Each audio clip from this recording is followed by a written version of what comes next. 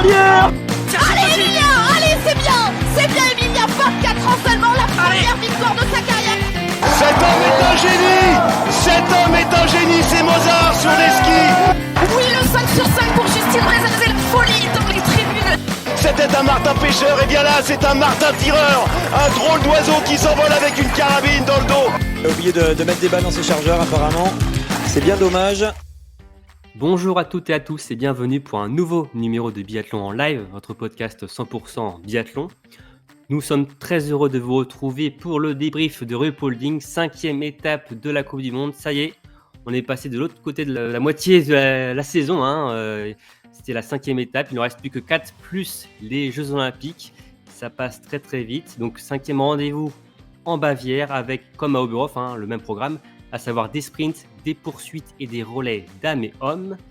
Et pour m'accompagner, pour débriefer, décortiquer cette étape, je suis déjà avec Marine. Salut Marine. Salut Romain, salut tout le monde, j'espère que ça va bien. Ben oui, moi ça va très bien en tout cas Marine. C'est ton premier débrief d'ailleurs de la saison. Comment ça va cette saison d'ailleurs Marine, tu l'apprécies ? C'est une saison qui est pleine de rebondissements, où vraiment il y a pas mal de choses inattendues qui arrivent et puis pas mal d'incertitudes. C'est vrai que voilà, on parle beaucoup sélection olympique et donc c'est intéressant à tous les niveaux. Donc voilà, c'est toujours un plaisir. Merci Marine en tout cas d'être là. Jérémy est de la partie aussi. Salut Jérémy. Salut Romain, comment ça va ? Et depuis 30 secondes, ça va toujours aussi bien. Toujours, c'est de bon, Bon, cette étape de Ruhpolding, Jérémy ? elle s'est bien terminée. Elle a commencé un peu mollement. Et puis heureusement, la victoire de Lou, deuxième place d'Eric, ça va. On va pouvoir bien dormir ce soir. En effet. Une aussi qui a peut-être bien dormir, c'est Aurélie. Aurélie qui nous avait fait une breaking news la semaine dernière, qui nous annonçait son retour sur les skis, qui avait chaussé les skis en vue des Jeux Olympiques. Aurélie, déjà comment ça va et comment ça se passe cette préparation ? Alors j'ai un peu changé mes plans. Je m'adapte en fonction de comment la saison avance. Et en fait j'ai un nouveau plan. Je vais rechausser les skis effectivement et je vais essayer de me casser un bras pour pouvoir regarder les Jeux Olympiques tranquille depuis mon canapé. Ah oui, donc tu préfères les vivre dans ton canapé que en piste, c'est ça ? Je me dis que c'est plus réaliste. Mais bon, ça, on avance. Il reste 3 semaines, 2 semaines, 3 semaines, non 3 semaines.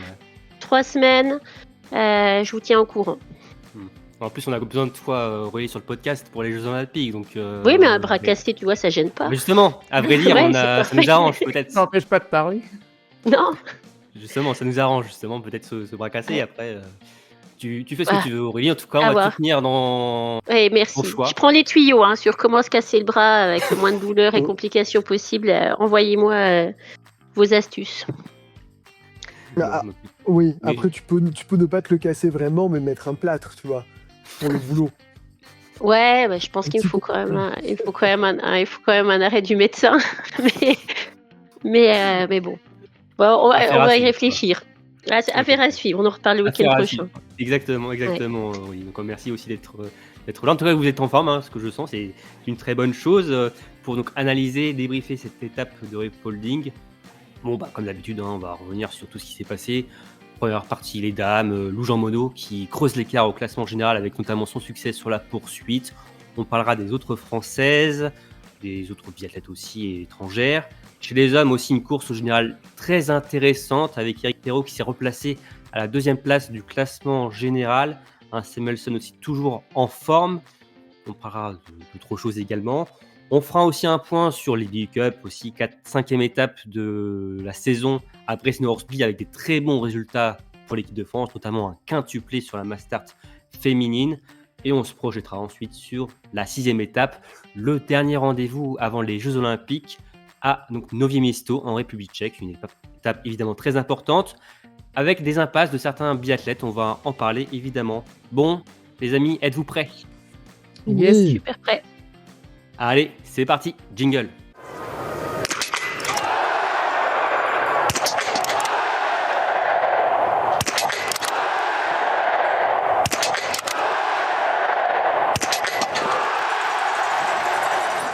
Et donc pour commencer, je vous pose la question, alors pas la question co, hein, mais la question course du week-end.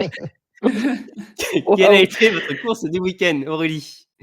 Alors, moi, c'est la poursuite masculine pour plusieurs raisons. Déjà parce que j'ai une préférence pour les courses à confrontation directe. Je trouve qu'il y a ce frisson en plus qu'on n'a pas dans les courses à départ différé.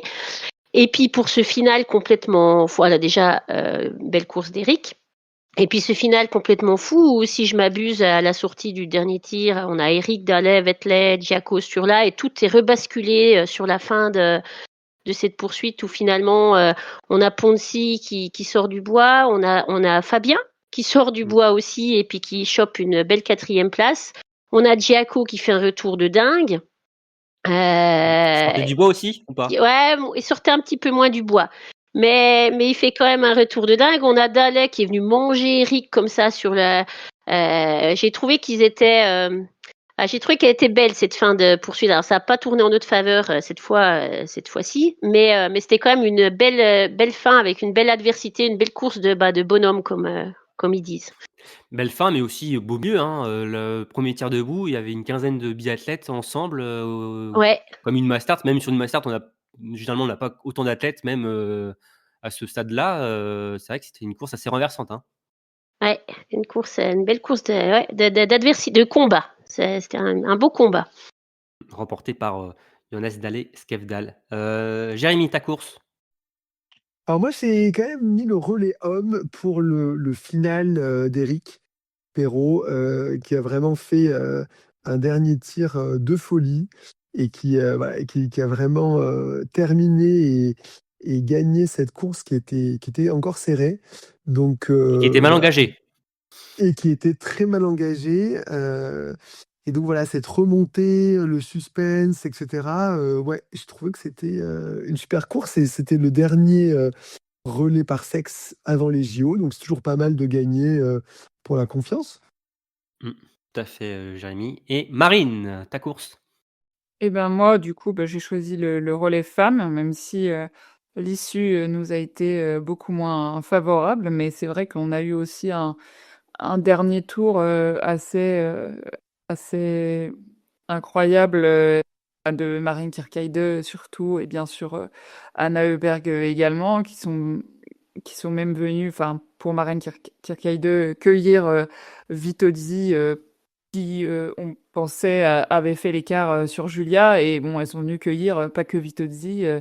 Euh, Parce que voilà, on a fini 4e. Alors c'est sûr que le scénario ne tourne pas en notre faveur, mais en tout cas c'est agréable d'avoir des derniers tours qui ronronnent pas, où on sait que les écarts sont tels qu'il y a toujours du suspense, quoi. Quand il y a 30 secondes d'avance, bon c'est sympa pour celui qui est devant, mais c'est sûr que voilà, là, de savoir que il y a moyen de moyenner, c'est toujours sympa. Et bon, on espère que le scénario sera différent aux Jeux Olympiques, mais voilà, c'était un duel intéressant.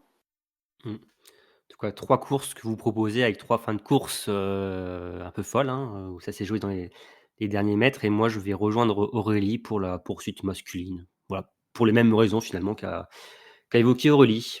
Bien, maintenant, donc, on va parler de la Coupe du monde féminine et des Bleus et de la Bleue, de la numéro 1 mondiale actuelle. Bon, Lou Jean Monod qui avait une rentrée 2026 assez timide, hein, on en avait parlé la semaine dernière. Bon, là, la Louise, elle a montré que c'était elle la patronne à Ruhpolding. Elle a fini 2e du sprint, juste derrière Anna Heuberg, comme au Grand Bornand d'ailleurs. Et comme au Grand Bornand, elle a remporté la poursuite, tout en maîtrise, malgré une erreur sur le dernier tir, hein, bon, sans conséquence. Un gros week-end de la part de Lou, qui lui permet de faire une très belle opération au classement général, avec 136 points d'avance désormais sur Suvi Minkinen. Bon, Aurélie, on peut parler de contrat rempli pour la Française en Bavière? Ah bah là, clairement, avec une 1re et une 2e place, c'est compliqué de faire mieux en termes de points. Alors si, certes, 2 premières places, mais ça reste quand même une très belle opération. Elle creuse l'écart encore plus, d'autant qu'on ne sait pas trop qui sera là la semaine prochaine. Donc, je pense que voilà, elle a fait une très très belle opération mathématique sur cette course au général. Mmh. Marine, quand tu vois Lou en piste, est-ce que c'est une biathlète qui te rassure? Parce qu'avec Lou, alors c'est quand même assez régulier depuis le début de saison, mis à part une course, c'est tout le temps dans le top 10 ou 2, je ne sais plus. Mais en tout cas, c'est très régulier quand même. Mais il y a des petits hauts, des bas, comme je le disais, à Oberhof, c'était moins bien. Au Filzen, on a eu aussi une déception sur la poursuite. Mais bon, ça reste quand même solide, de manière générale. C'est solide et puis c'est solide à tous les points de vue puisque c'est une il y a des biathlètes comme ça qui sont par exemple très régulières au tir et qui vont des fois être très en forme et puis des fois sur les skis ce sera plus compliqué. On pense même au sœur Heuberg par exemple.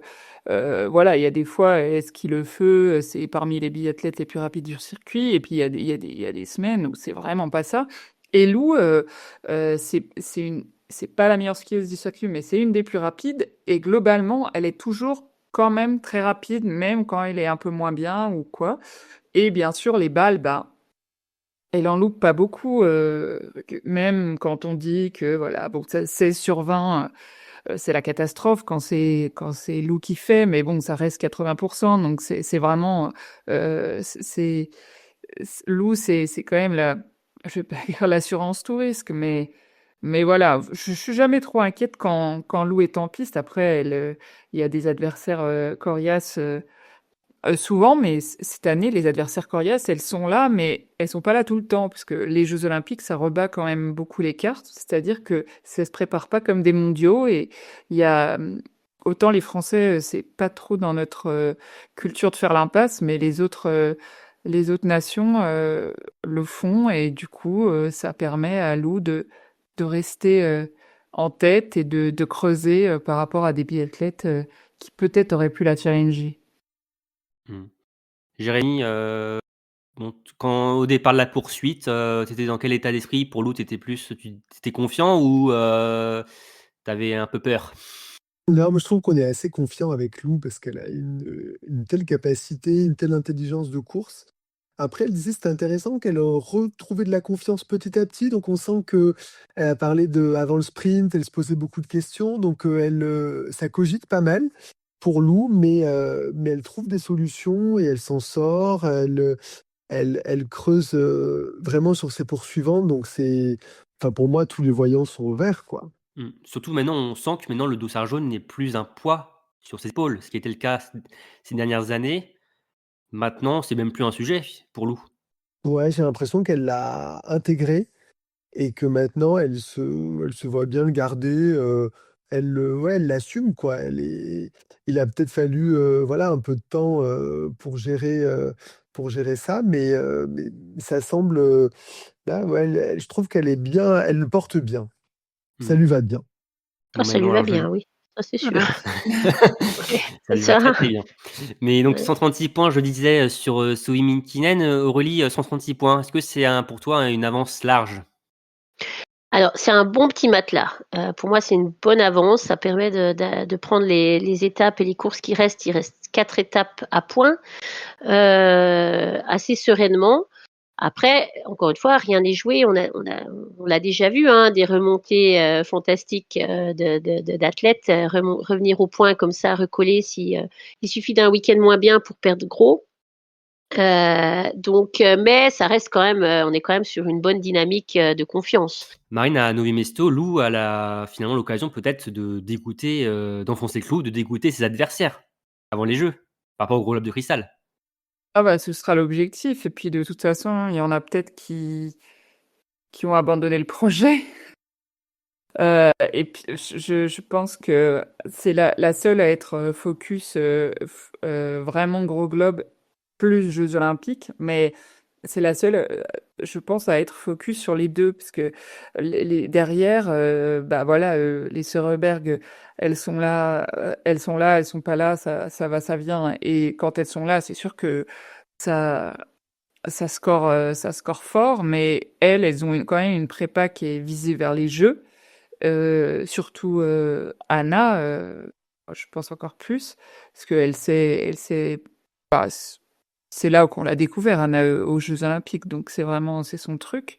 Et bah, par exemple, Suvi Minkinen, je pense que jamais elle s'est dit: «Je vais jouer le dossard jaune», même, Maren Kierkegaard, voilà, c'est les enchaînements de courses qui font qu'elles en sont là, mais pour moi, il est dans la tête que de Lou. Donc, moi, je pense que ça va bien se passer, Nové Mesto. En tout cas, j'ai confiance en Lou. On va quand même rester prudent sur ce classement général, ça bouge beaucoup, comme on le disait, un week-end sur deux. C'est une athlète qui sort du lot, une autre biathlète finalement. Donc ça rebat un peu les cartes. Mais c'est vrai que 136 points d'avance désormais, c'est quand même un bel avantage. Et c'est vrai que ça semble tellement logique que Lou remporte le général cette saison. Est-ce que vous voyez quelqu'un d'autre le remporter finalement dans une logique de ce qu'on voit? Bah, sur la régularité, non, puisque c'est un peu le propre de celui qui gagne le général, c'est celui qui est régulier. Mais On semble après, un peu prédestiné à le remporter, par rapport à ce qui s'est passé l'an Oui, parce que dernier. c'est ça, l'histoire serait belle. Elle l'a raté l'an dernier vraiment d'un cheveu. Et là, cette année, elle montre que c'était pas, oui, c'était pas le fruit du hasard l'an dernier, que c'était pas un coup de chance, qu'elle est vraiment en fait à son niveau. Et là, ce serait pour elle. Et puis, comme on disait, c'est peut-être pas mal de le gagner cette année parce qu'on voit une Kirkai 2 et d'autres qui montent, qui sont jeunes et qui montent en puissance. Donc, faut peut-être capitaliser cette année sur le fait qu'elle est la meilleure sur la régularité, quoi. ce sera déjà difficile, mais si jamais elle le gagne, le garder, c'est encore presque la mission impossible après. Donc, c'est vrai que, voilà, là, pour l'instant, de par la saison olympique, et ça la met quand même dans des dispositions par rapport aux autres où, par sa régularité, elle engrange des points beaucoup plus vite. Mais non, non, mais je pense pas, il n'y a pas motif à s'inquiéter pour l'instant, en tout cas. Elle Mm. continue sur ce rythme. Bon, en tout cas, au niveau du général, je vous le disais, donc Lou, première, avec 136 points d'avance sur Sui Minkinen. Deuxième, Maren Kierkegaard à 142 points, donc très serré entre la Finlandaise et la Norvégienne. Anne Heuberg à 158 points et Elvira Heuberg à 212 points. Alors, bon, on le sait, à Nové Mesto, tout le monde ne sera pas là. Et Aurélie, tu as une info parce que tu es branché sur la télé norvégienne. Tu nous disais en off que Maren Kierkegaard a dit qu'elle ne serait pas à Nové Mesto, c'est bien ça? Non, sa prochaine course sera donc au JO. Elle part en stage avec la plupart du reste de l'équipe en Italie en altitude. Donc elle n'engrangera pas plus de points la semaine prochaine. Après, je pense qu'il y a quelque chose de un peu culturel aussi chez les athlètes. Je ne sais pas si c'est par nation ou par athlète, mais en Norvège, les Jeux Olympiques, c'est largement devant le général. Enfin, ça a plus de valeur de gagner des médailles olympiques que de gagner le général. Donc, je ne suis pas étonnée que certains athlètes norvégiens qui pourraient jouer le général misent quand même sur les Jeux Olympiques. Donc, bon, a priori, ça devrait écarter la Norvégienne du classement général de la Coupe du Monde. Comme je le disais, 142 points d'écart. 2 courses qui vont se disputer en République tchèque. Il n'en restera plus que 7 à faire Ouais. en mars. Donc, On peut passer à 300 points d'écart, en fait, facilement. oui, si Lou nous fait Suivant un ce que gros fera Lou. résultat, Ouais, évidemment. ouais. Donc voilà, Donc, la principale rivale s'annonce comme Sui Minkinen qui devrait être en République tchèque. À voir si Anne Heuberg et Elvira Heuberg font l'impasse. Alors, au moment où on tourne cet épisode, nous n'avons pas la confirmation. Elles étaient assez hésitantes, mais Elvira Heuberg à 212 points pourrait envisager le plan A de base qui était d'aller en Italie pour se on préparer. peut lancer les paris. Hein. Moi, je pense qu'elles y seront pas. Ouais. 158 points, Ouais. je parle à Heuberg, je disais. Elvira à 212, pour toi, elles n'y seront pas? Je pense, je peux me tromper, mais je pense pas. Ouais. Je pense qu'elles aussi, elles sont. Alors, je pense qu'elles y seraient peut-être si elles étaient à la place de Lou, peut-être éventuellement à la place de Suivi, mais je pense que quatrième et cinquième, à mon avis, elles vont miser sur les jeux, elles aussi. Ouais. Bon, en tout cas, on verra d'ici quelques heures de notre côté, mais c'est vrai que c'est hyper important forcément pour Lou, parce que on peut passer de 4 voire 5 potentiels adversaires, 3 ou 4 potentiels adversaires pardon pour Lou, à une seule pour la fin de saison, à savoir Minkinen, qui elle devrait bien être là la semaine prochaine en République tchèque, qui est à 136 points. Donc ça peut être un match France-Finlande qu'on n'avait peut-être pas vu venir en début de Oui, saison. effectivement. Mais tant mieux finalement dans un sens. C'est une saison pleine de surprises et Sui Minkinen qui a encore marqué de beaux points, mais qu'on a quand même perdu sur Lou du côté de Ruipolding. Donc affaire à suivre pour ce classement général qui est très, très indécis de par la densité, mais aussi de par les absences à venir sur Novi Mesto. Bien pour Lou-Jean Monod et le classement général. Maintenant, on va parler des autres Françaises. Alors, 5 autres tricolores et tête à RuPauling. Alors, une qui n'est pas passée longtemps, c'est Julia Simon qui était hors de forme sur le relais, qui était finalement malade et qui a donc participé au sprint, mais forfait sur la poursuite, qui est rentrée directement à la maison. Il y a aussi, alors, moment marquant, c'est les larmes d'Océane Michelon sur le sprint, qui était absolument pas contente de sa course, mais aussi finalement de son début de saison qui n'est pas à la hauteur de ses attentes. 32e avec 2 fautes, puis quand même une très belle remontée sur la poursuite en étant dans la cérémonie des fleurs. Justine Brézaboucher qui réalise, alors j'ai noté son meilleur tir couché de son histoire, en tout cas le plus rapide, en 25 secondes. Mais par contre, assez décevante, faut le dire, sur la poursuite, 19e avec 5 fautes. Camille Bénet qui était un peu en retrait sur Oberhof, qui nous fait une magnifique poursuite en étant 3e avec son 4e 20 sur 20 de la saison. Quand on pense que certains athlètes n'arrivent jamais à faire un 20 sur 20 de leur carrière, elle en fait déjà 4 sur le début de saison, c'est assez fou. Et bon, Cocorico, en tout cas, petite revanche par rapport au Grand Bornand sur Marianne Kierkegaard qui là, elle a réussi à la laisser derrière elle. Et aussi, il y a aussi Jeanne Richard, week-end en retrait pour la biathlète des Jets, 24e et 30e. Aurélie, tu veux mettre qui en avant? Je vais mettre Océane. Alors moi, j'ai pas vu les larmes, mais je salue quand même le mental de l'athlète qui, malgré une grosse déception, arrive à se remobiliser et nous fait pour le coup une superbe poursuite. Passer de la 32e place à la 6e, c'est beau. Et puis en plus, c'était pas, j'y croyais pas forcément en voyant quelques fautes par-ci par-là. Mais revenir sur un top 10, voire même un top 6, être aux fleurs, pour moi, c'est remarquable. Mmh. Tu l'avais pas vu parce que c'était passé sur la télé française, sur la chaîne Équipe, Aurélie, mais on Ouais. la voyait en larmes auprès de Cyril Burdet. Et on voit aussi toute la pression qu'il y a. Alors, la déception de ses performances, sans doute aussi, mais aussi il y a cette pression à venir par rapport aux Jeux Olympiques d'être Ouais, bien titulaire. sûr. Quand Mmh. on a aussi une Camille Bénet qui performe de son côté, c'est compliqué, on en parlait, lors du preview de la saison, de la confirmation pour Océane et aussi pour Jeanne. Est-ce que ça allait être facile? Est-ce qu'elles allaient confirmer justement? On voit que la confirmation est quand même difficile, Alors Océane est quand même dans les clous, elle fait quand même de belles performances, mais c'était pas aussi régulier qu'on pouvait l'attendre. Mais bon, Océane est quand même toujours là, elle l'a montré sur la poursuite malgré 2 erreurs, elle fait la meilleure poursuite, meilleur temps et elle nous fait une belle cérémonie des fleurs et ça la replace bien finalement. Après, avant Novi Mesto, peut-être une étape justement décisive pour gagner sa place sur les courses individuelles pour Milan Cortina. Voilà, c'est toujours bien de finir un week-end Mmh, bien, on va dire. exactement. Jérémy. Et oui, mais je vais mettre Camille Bénet en avant, justement, qui a dû marquer sûrement des gros points pour les courses individuelles au JO. Parce que voilà, comme tu l'as dit, 20 sur 20 sur la poursuite, c'est remarquable, pour reprendre le bel adjectif d'Aurélie. Et puis, moi, j'ai eu vraiment peur de la Norvégienne, Kierkegaard, qui revenait quand Ah même oui, très très fort. Et finalement, elle a pas réussi encore. à. Ouais, non, je me disais, mais elle va encore se faire croquer, etc. Et puis non, elle a vraiment bien bien skié.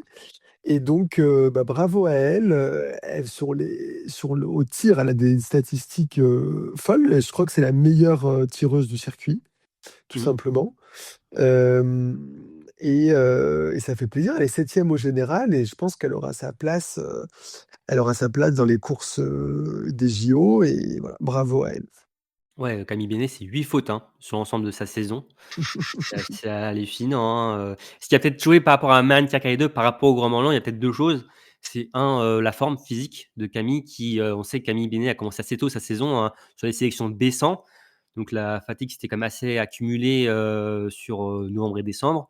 Et 2, la piste aussi. Grand La Morland est quand même un piste, je peu plus pense. compliqué. Mmh. Ouais. Et celle de Europolling est quand même beaucoup plus roulante. Donc après, il y a quand même on voit, on peut quand même faire des différences, notamment en fin de course.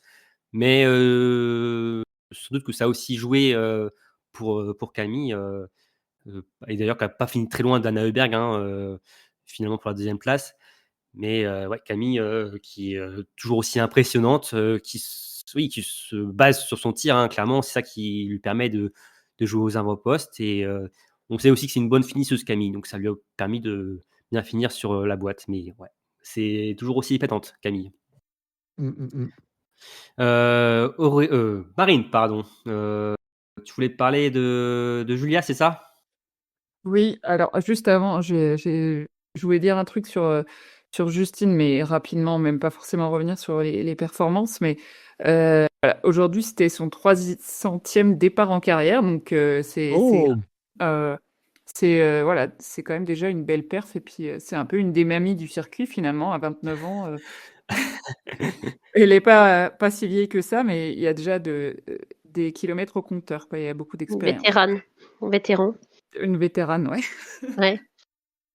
Donc, je voulais pas spécialement revenir sur ces courses où elle nous a fait un peu l'inverse de Oberhof, finalement.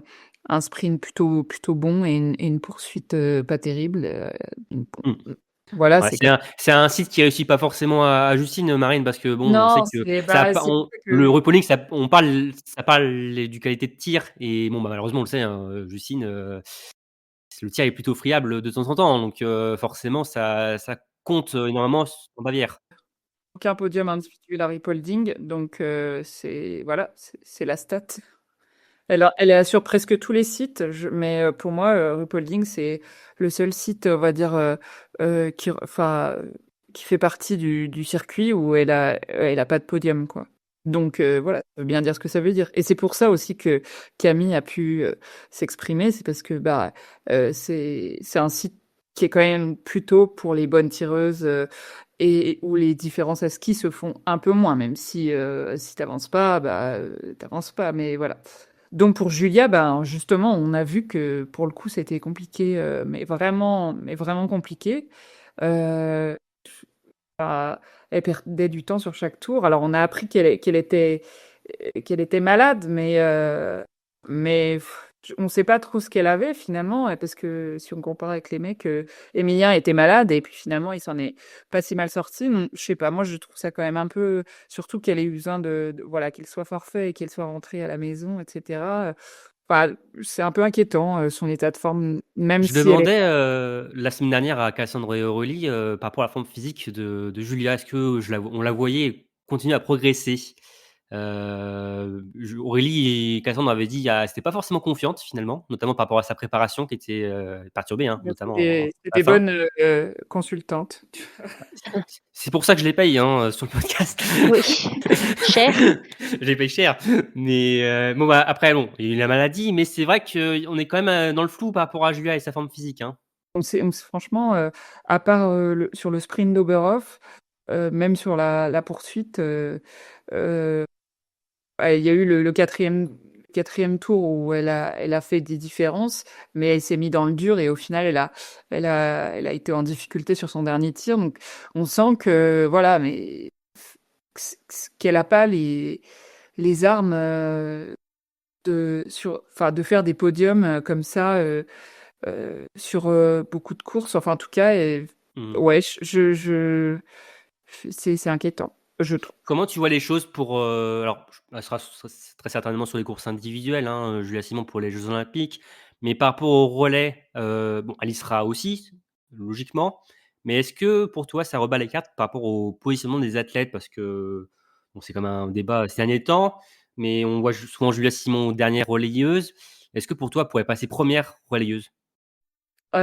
Je le disais déjà là, on avait déjà eu ce débat en off et c'était déjà mon opinion, mais pour moi, pour moi, Lou doit finir. C'est une très bonne finisseuse. C'est la leader du général. Donc en fait, en général, les relayeuses qui sont en 4e position des grosses équipes, c'est des cadors. Et Justine ne peut pas tout le temps donner le relais avec 1 minute 30 d'avance. En tout cas, si elle le fait pas et qu'il y a peu d'écart, on voit bien que, parce que finalement, sur le relais, au tir, il n'y a rien à lui reprocher. Elle a fait 10 sur 10, un tir super rapide et on pensait que ça pourrait peut-être faire la différence, mais ça ne l'a pas fait. Et s'il y a peu d'écart avec quelques équipes, sur le dernier relais. Enfin, moi, je trouve ça, je trouverais ça normal d'échanger parce que bah, les statuts dans l'équipe ont changé aussi. En général, on met le mieux classé, enfin assez souvent, quoi. Par exemple, c'est pour ça que Quentin ne finit plus le relais et que c'est Eric. Bon, ben, c'est comme ça. Mais après, Julia, au tout début, qu'elle était en Coupe du Monde, c'était elle qui lançait le relais. Bah, c'est un poste qu'elle a connu, en tout cas, et avec sa vitesse de tir, elle pourrait déjà faire quelques différences et s'économiser un peu sur le premier tour aussi. Donc, franchement, pour moi, ça relance totalement le débat parce que les victoires qu'elles ont eues sur le championnat du monde et tout ça, c'était quelque part un peu en trompe-l'œil quand on avait beaucoup d'avance. Alors, bien sûr, elle a tenu on va dire la pression, mais si on est serré avec des Kirkeide, des Heuberg, même Vitodi l'avait lâché. Donc voilà, moi je pense qu'il faudrait pas qu'on regrette le fait de peut-être pas remettre les cartes pour l'ordre du relais. C'est d'ailleurs à Lenzerheide, aux mondiaux, sur le relais mixte, Julia Simon avait lancé l'équipe de France et elle avait même très bien lancé l'équipe de France, hein. Même si elle avait chuté dans le premier tour, on se rappelle bien, mais ça l'avait pas empêché de donner le relais aux Bleus en tête. Et c'est vrai que ça peut aussi convenir tout à fait à Julia Simon, hein, ce rôle de première relayeuse, comme à Lou Jean Monod, mais c'est vrai que ça pose question forcément, la forme de Julia. Après, en même temps, une Lou Jean Monod à la confrontation en tir aussi, on a des doutes de ce côté-là. Lou a peut aussi marquer le pas, mais sur la forme physique, Lou semble quand même beaucoup plus forte pour jouer la gagne dans un dernier tour face à des adversaires. Donc oui, c'est un peu un casse-tête pour les coachs. Et est-ce qu'ils vont rester sur une équipe qui gagnait ces derniers temps dans cet ordre-là? Ça, c'est une vraie question qu'on va avoir. Et d'ailleurs, de toute façon, ils vont avoir les courses des Jeux Olympiques pour se décider parce que le relais, ça sera en fin de quinzaine. Donc, ils vont prendre la température. De toute façon, elle sera pas dans le relais mix normalement, Julia. C'est pas Ça, prévu comme ça. Pour l'instant, ils sont plus sur Justine et Lou, non? ça, on ne sait pas. Il y a pas forcément d'informations particulières par rapport à ça, hein, mais Non, mais c'est ce qu'ils ont testé la dernière fois, c'était cette configuration-là. Enfin, c'était ces oui, deux mais après, biathlètes-là. Julia n'était pas été suspendue hein, aussi pour les Ah oui, relais mixtes. c'était à. Ouais. Ouais. Donc forcément, c'était logique de retrouver Justine et Julia et Lou pardon, sur le relais mixte à Östersund. Donc Ouais, ouais. Surtout bah, que là, si je peux me permettre, les femmes, enfin les filles, sont en deuxième position. C'est les mecs qui commencent. Si j'ai bien regardé. oui, c'est les femmes qui termineront pour la première fois aux Jeux Olympiques. Ah ouais, donc il faut une Pour bonne moi, finisseuse. ça a un impact sur le choix aussi. Ouais, bon, on verra bien en tout cas l'état de forme des troupes et on aura déjà un premier indice aussi à Nové Mesto pour Julia Simon qui normalement sera en République tchèque, mais c'est vrai que ouais, c'est un peu le flou autour de la forme de Julia. Et alors pour finir, un petit mot sur Jeanne Richard, donc qui avait fait plutôt une bonne étape à Oberhof, mais là beaucoup plus en retrait à Ruhpolding, 24e du sprint et 30e de la poursuite. Jérémy, bon, c'est week-end en deçà pour Jeanne. On sait qu'elle n'a pas encore son ticket pour les Jeux, mais bon, est-ce qu'on doit s'inquiéter pour Jeanne par rapport à ça? Oh, je ne sais pas si on doit s'inquiéter, mais elle doit se poser quand même des questions sur, par rapport à l'an dernier. C'est vrai qu'au tir, c'est en deçà, même sur les skis normands. Donc pour l'instant, elle est plutôt la 6e, hein. Ce serait donc une place de 2e remplaçante. Euh, et oui, c'est ce que tu disais, c'est la difficulté de confirmer après la belle saison l'an dernier. Mmh. Alors normalement, hein, la 6e place sera attribuée dans quelques heures. Le CNOSF se réunit pour valider les dernières sélections et donc la dernière place chez les femmes de l'équipe de France. C'est vrai qu'on a une Paula Beauté qui surperforme en IBU Cup Marine. C'est vrai en fait, on lui a même pas donné sa chance finalement à Paula sur ce mois de janvier alors qu'elle performait. Je sais pas comment tu vois les choses de cette 6e place, Marine. C'est vrai que là, dans la mesure où ça se décide lundi, bon, ça me paraît un peu mort, mais c'est vrai qu'on lui a pas. Valentin Lejeune a eu droit à deux week-ends et Paula seulement à un, et ça, je trouve ça un peu inéquitable au final. Euh, il- je trouve qu'on lui a pas laissé assez sa chance, alors que, enfin, en plus, Oberhof, pour le coup, l'avait déjà gagné là-bas. Donc, voilà, un week-end, si deux week-ends de suite, tu performes pas, ça s'entend. Bon, là, il avait pas pris la poursuite, Valentin Lejeune, mais là, ça me paraît, puis c'est quand même pas évident d'exister, au milieu de ce collectif. Donc, surtout au Grand Bornand, le public français, tout ça. Enfin, je, voilà, franchement, je serais pas là, je serais un peu, j'aurais un peu le seum, comme on dit. Mais pour moi, là, c'est mort pour elle pour les Jeux, et j'espère qu'on la verra en mars, par contre. Oui, par contre, maintenant, ouais, c'est le mois de mars pour la Coupe du Monde pour les athlètes sur le circuit B qui performent. Paula, Sophie, même si Irina, maintenant qui a gagné une course, Voldia Galmas-Paulin, c'est vrai que c'est assez frustrant pour pas mal de ces athlètes, notamment les, entre guillemets, les plus anciennes du circuit B qui forcément, elles, jouent gros chaque week-end face à des plus jeunes en plus. Mais ouais, pour Paula Beauté, il y a beaucoup de frustration quand on voit ce qu'elle démontre. Sur le circuit B, elle doit beaucoup se remémorer son week-end au Grand Bornand qui lui coûte extrêmement cher, malheureusement, sur la suite de cette saison. Bien, maintenant, on va parler des autres athlètes. Alors, je voulais parler des Suédois, alors femmes et hommes finalement, parce que pour moi, ça englobe un peu les deux, qui sont vraiment en forme sur ce mois de janvier, et même depuis le début de saison. En plus, des leaders qui généralement tombaient malades, ne tombent pas malades sur le mois de janvier. Qu'est-ce qui se passe là, Aurélie, là, chez les Suédois là ils sont vraiment, même on l'a vu à Pooling, des victoires à l'appel, des podiums, même Ponsiluma qui remonte sur le podium, c'est très costaud là. Je sais pas ce qui se passe, mais effectivement, très solide étape, tout ce mois-là, comme tu disais, enfin à la fois les 2 étapes allemandes en tout cas. Aussi bien, ouais, Ponty, CB, les Seureberg, mais surtout, ils vont très très vite. Alors ils ont toujours été très rapides sur la piste, mais là je trouve qu'ils vont très très très vite.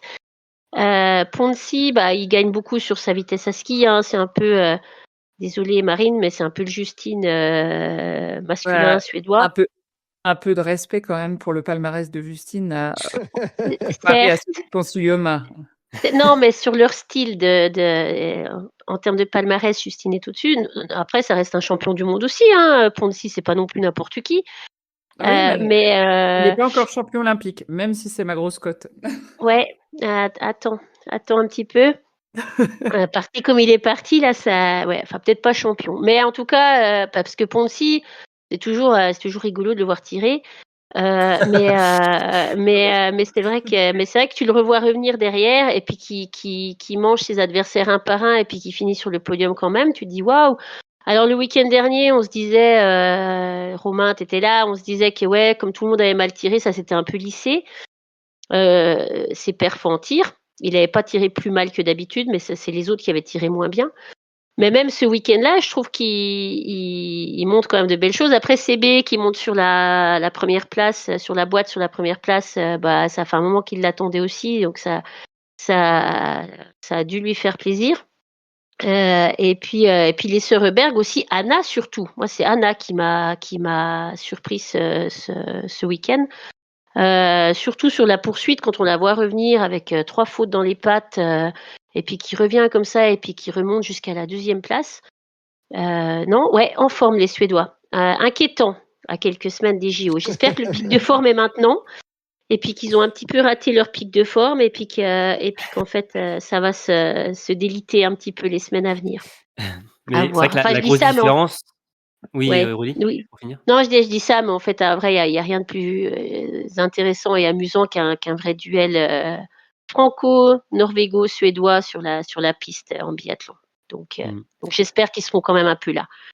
Ouais. C'est vrai que la grosse différence pour les Suédois cet hiver, Jérémy, tu l'as pointé aussi, c'est le tir des Suédois qui sont beaucoup plus rigoureux derrière la carabine. Mais oui, et je trouve que déjà, ils mettent beaucoup plus les balles. Et même dans l'attitude, on avait l'habitude, peut-être que c'est le prisme français, mais de voir qu'ils se cachaient un peu derrière, ils menaient pas les groupes, etc. Et là, je trouve qu'ils sont beaucoup plus offensifs dans leur manière de skier, de gérer les courses. Je sais pas, il y a Ils se une. cachent moins, ouais. Ouais, il y a un peu un changement psychologique et comme les victoires de la grande sœur entraînent la petite sœur qui réentraîne la grande sœur, c'est sans fin. Et pareil chez les hommes. Donc, ouais, moi je suis un peu inquiet aussi, mais c'est chouette pour eux. Mmh. Bah, je voyais au niveau des stats de tir, hein, Samuelsson qui a gagné 6% sur son debout. C'est quand Mm. même une stat assez énorme. Pour Ponsiuma, aussi, c'est une grosse progression au niveau de son tir. Hein. Je l'avais déjà pointé sur le dernier débrief, mais il est passé de 73 à 78%, dont 12% de mieux au coucher. C'est quand même pas rien et on voit que ça fait la différence cette saison hein, dans le top 10 du Ouais. général. Donc clairement, c'est nettement mieux. Pour Anna Heuberg, c'est 5% pardon, de mieux sur son tir. Et pour Elvire Heuberg, c'est 2% de progrès par rapport à la saison dernière. Donc oui, il y a quand même au niveau des leaders, j'ai pas vu tous les autres Suédois, mais on sent oui, une progression de ce côté-là qui fait la différence. On le lit dans le classement général de la Coupe du Monde, hein, parce qu'on n'en a pas parlé, mais aussi Anna Magnusson est toujours là, 10e du général, 2% de mieux aussi au tir. Chez les hommes, donc il y a Ponsiluoma et Samuelsson qui jouent le gros globe. Il y a du progrès pour les Suédois et c'est vrai que pour eux, ça arrive en pleine confiance à quelques semaines des Jeux Olympiques. Donc, Attention au relais, hein. Pouah. ouais, relais Relais mixte Ouais, mixte, relais ouais. féminin, Les 4 relais, en fait. ça, Ouais. ouais, ça les va être trois, parce qu'il n'y du. aura pas le mixte simple aux Jeux Ok. Olympiques. Bon, les Mais 3, alors. c'est vrai que oui, pour les trois, ça sera des prétendants à l'or à coup sûr. Donc, ouais, gros mois de janvier des Suédois. Certains qui sont peut-être absents, on le disait, à Nové Mesto, mais ça ne sera pas le cas en tout cas normalement de Samuelsson. Alors, autre question. Alors, ça avait commencé le week-end, même la semaine, je puis dire, parce que ça avait commencé mercredi, par le relais féminin. Est-ce que vous avez été plus surpris par la victoire des Norvégiennes, d'ailleurs sans Ingrid Tendrevold, ou par le non-podium des Françaises, qui ont terminé 4e? Aurélie? Plutôt par le non-podium des Françaises, plus surprise parce que sur le papier, je vois pas pourquoi elles sont pas sur le podium, ou même en regardant la course. Le podium, enfin la victoire même des Norvégiennes, je suis pas étonnée parce que, je le dis depuis le début, hein, il faut toujours se méfier des Norvégiens et des Norvégiennes en relais, ça reste leur course phare. Je pense que Tendrevold absente, ça a peut-être même boosté. Ça me fait de la peine de le dire parce que j'aime beaucoup Ingrid, mais je pense pas que ça a porté préjudice pour le coup. Il n'y a pas eu de tour de pénalité. Il y a pas eu de. Je pense qu'au contraire, ça a un peu boosté l'équipe. Et donc, ça reste une équipe donc avec Kirkeide très solide. Comme Marine en parlait tout à l'heure, avec un dernier tour assez incroyable. On reste Knoten qui c'est pas foufou, mais ça reste carré, on va dire. Ça, elle fait le job. Et puis avec Juni et puis la petite qui est pas si jeune que ça en fait, Martha Johansson. Je croyais qu'elle était jeune. Je crois qu'elle a 27 ans. Oh la vieille. Ouais, et donc parce que l'équipe norvégienne est quand même très jeune d'une manière générale. Si tu enlèves Tendrevold et Knoten, mais l'équipe de cette saison-là. Mais donc non, ça reste un relais très propre en fait, et puis une belle victoire. Donc plutôt surprise par nos 4 Françaises qui montent pas sur la boîte. Voilà. Marine? Moi, j'ai mis la victoire de la Norvège, parce que c'est vrai que comme il y avait le retour de Arne Kleiv et puis Johansen, bon, c'est pas... autant j'ai assez confiance en Knoten, comme on prononce, c'est ça, parce que elle est très expérimentée, c'est une tireuse, et puis Kirkeide, voilà, qui nous a montré des choses extraordinaires depuis le début de saison. Autant Johansen et Arne Kleiv, on savait pas trop ce que ça allait donner, et c'est vrai que bon, ça doit beaucoup quand même au dernier tour de Kirkeide, mais voilà, j'ai été assez surprise par cette victoire norvégienne, mais effectivement, moi je pense que les relais, c'est une dynamique totalement différente des courses individuelles, donc il faut se méfier de beaucoup d'équipes. En plus, on l'a vu, hein, des relais assez particuliers à RuPauling, hein, où l'aspiration était assez importante, où c'était difficile de se dégager. Parce qu'on l'a vu, hein, tout s'est joué dans le dernier tour sur les 2 relais, hein, à plusieurs Ouais. équipes, hein, avec des Bulgares ou des Estoniens. Il y avait beaucoup d'équipes outsiders qui étaient dans le coin, dans les parages en fin de course. Mais c'est vrai qu'Arnaud Clive a marqué quand même des beaux points, des gros points sur ce week-end à RuPauling. Alors, individuellement, elle a chuté sur le sprint, donc ça lui a fait perdre gros. Mais sinon, sur le relais, elle a été irréprochable. Johansen, qui a marqué de très très gros points, sans doute qu'elle a gagné sa place pour les courses individuelles, la Norvégienne, en étant dans le top 10. C'est elle qui avait commencé, si je dis pas de bêtises, sur les Big Cup en début d'hiver, hein, la Norvégienne. Donc, je revérifie. Ah non, non, excusez-moi, je n'ai rien dit. Elle avait commencé à Östersund, pardon, mais en étant quand même beaucoup plus discrète que certaines coéquipières. Mais Johansen qui montre de très belles choses sur RuPauling, alors qu'elle a terminé 75e du sprint à Oberhof. Donc il fallait une réaction de sa part, qui a été rondement faite, rondement menée, avec Naughton qui était malade aussi d'ailleurs sur la poursuite, donc qui était forfait. Et bon, une Tierkai 2 en dernière relayeuse, c'est un poison empoisonné. Ouais. C'est un poison pour ses adversaires. Tellement c'est un poison empoisonné. Voilà. Non, c'est vrai que Tierkai 2, c'est assez impressionnant, hein, ces fins de course. Et non, c'est ce relais norvégien, toujours se méfier, Aurélie, comme tu l'as dit. Mais oui, c'est vrai que c'est triste de ne pas avoir Tendrevol dans cette équipe. Tendrevol qui, Aurélie, normalement, sera quand même à Milan-Cortina, de ce qu'on a compris. Hein. Oui, je pense qu'elle enfin, elle a pas son ticket validé, mais je vois pas comment elle peut ne pas y aller, vu la formation de l'équipe, on va dire. Après, est-ce qu'elle fera toutes les courses? Ça, je suis pas sûre. Est-ce qu'elle fera le relais même? Ça, je suis pas sûre. Donc à voir. Bon là, elle avait la grippe ce week-end-là. On verra peut-être à Nové Mesto. Du coup, elle va à Nové Mesto, Ingrid. Oui, parce que le programme, c'est Novi Mesto pour Tendrevol, et ensuite, elle part à Lavazze. Donc, si elle part à Lavazze, Ouais. c'est que a priori, elle sera mise C'est en ça. Cortina. Elle va rejoindre de l'équipe en altitude pour le pré-JO, quoi. Donc Ouais. normalement, elle en sera. Je pense qu'elle a un peu de la chance qu'il y a un petit peu de flottement dans l'équipe et qu'il n'y a pas une grosse densité cette saison-là. Sinon, ça lui aurait coûté très cher, je pense. Mais après, j'espère qu'elle ira pas juste au JO pour faire de la figuration ou des fins de Remplir les classement, on gourdes. va dire. Ouais, porter les gourdes, ouais. Pour porter les gourdes. Porter les gourdes ou faire un malaise comme la dernière fois. Je pense qu'elle est un petit peu traumatisée des JO, en fait, Ingrid, et des grands événements de manière générale. En tout cas, pour Tendrevol à Novi Mesto, l'objectif, faire de la confiance au maximum, parce Ouais, que là, elle parle quand c'est même de ça. très très bas. Donc voilà, prendre des repères, des enseignements, et essayer de partir vers Lavazze et donc l'Italie, la tête un peu plus légère sur les épaules. Bien, pour finir la partie dames, votre performance et contre-performance de la semaine, Jérémy. Alors moi, j'ai mis Ami Baserga en perf. Elle a eu un temps de ski canon sur la poursuite. Elle termine 5e. Donc après être partie 22e, enfin après avoir été 22e du sprint. Donc c'est une très belle performance de la Suissesse. En revanche, 13e moi, du c'était... général, hein. 13e du général, Ouais, la Suissesse, qui avait c'est obtenu son bien. premier podium en Coupe du Monde l'an dernier à RuPauling d'ailleurs. Donc ouais, ça lui réussit. Mm, mm. C'est son site.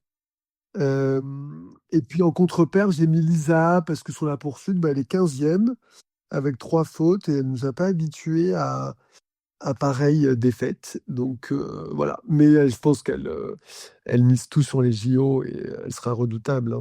Hein. Ouais, déçu parce que je l'avais mise victorieuse sur la poursuite. Donc, Moi aussi. Vitona, voilà. C'est pour ça que tu as des Grosse contre-perf en fait. contre-perf. Enfin, bah oui. Non, mais c'est une étape qui aurait bien pu lui aller, le profil, etc. Mais le tir a été un peu moins bon. Bah ouais. Sur Par la contre, poursuite, sinon c'était... mais Oui, très oui, rapide. oui. Tir sur le relais, nous fait un tir couché en 19 secondes et quelques. Enfin, c'est fou, hein, ce qu'elle peut nous faire. Ah ouais. Itosi, même aussi sur le debout, on sent qu'elle a progressé au ce niveau-là, et il y a quand même de la qualité de tir de Lisa Vitozzi, même si là, sur la poursuite, ça n'a pas fonctionné. Oui, bien Elle sûr. était moins flagrante sur les skis surtout. C'est ça qui a pêché pour l'Italienne, pour cette course-là. Marine. Moi, pour la performance, bon, j'en ai déjà pas mal parlé, mais j'ai mis le dernier tour complètement crazy de Kirkheide sur le relais, parce que c'est ça, on a on a mis du temps à s'en remettre. Peut-être que certains n'en sont pas encore remis. Et sinon, j'ai mis comme contre-perf le week-end difficile de Ella Alvarsson, voilà, qui fait 49e et 47e. Donc pour moi, Ella Alvarsson, c'est quand même la 4e titulaire suédoise. Elle n'était pas là à Oberhof et sur RuPaul, son retour est compliqué. Donc voilà, bon, je pense pas que ça remette en cause sa place, mais voilà, c'était un week-end assez difficile pour elle. Pour être honnête, quand tu as mis Alvarsson dans flop, Marine, je dis tiens, Alvarsson était là ce week-end. J'en mets même Voilà, qui était là, donc c'est- tu vois, oui, en effet, Alvarsson était là, mais c'est vrai que oui, On l'a très pas loin, très loin. On l'a pas vu, la Suédoise, par rapport notamment à ses autres coéquipières qu'on a bien vues devant. Aurélie. Moi, on en a aussi déjà parlé, mais en perf, j'ai mis justement Martha Johansson, qui fait 2 top 10, avec des résultats très moyens, voire mauvais jusqu'ici. Donc une 7e place sur le sprint et une 8e place sur la poursuite, ça reste quand même belle perf. Je pense que là, elle a, comme tu disais, validé pas juste son ticket pour les JO, mais aussi pour les courses.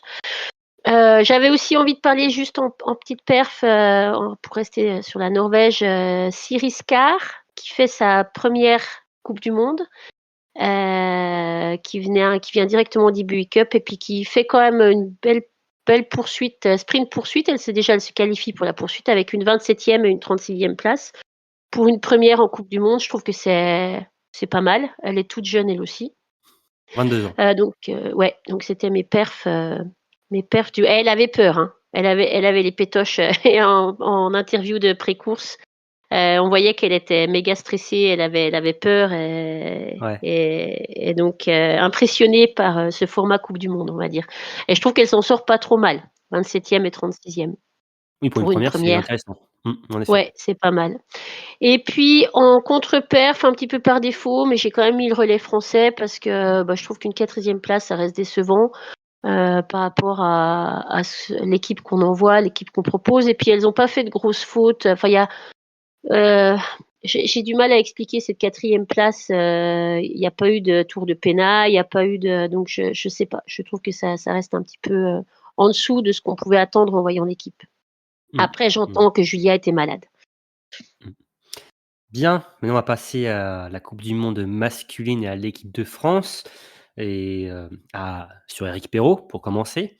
Eric il réalise un bon week-end en Bavière. Alors comme finalement Lou Jean Monod, Savoyard avait commencé timidement en retrait à Oberhof. Alors c'était pas non plus catastrophique, mais on pouvait s'entendre un peu à mieux.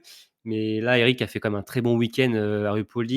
Déjà, on n'oublie pas son exceptionnel relais qui permet à l'équipe de France d'emporter donc son premier relais masculin cette saison, le dernier avant les Jeux Olympiques, comme tu le disais tout à l'heure, Jérémy.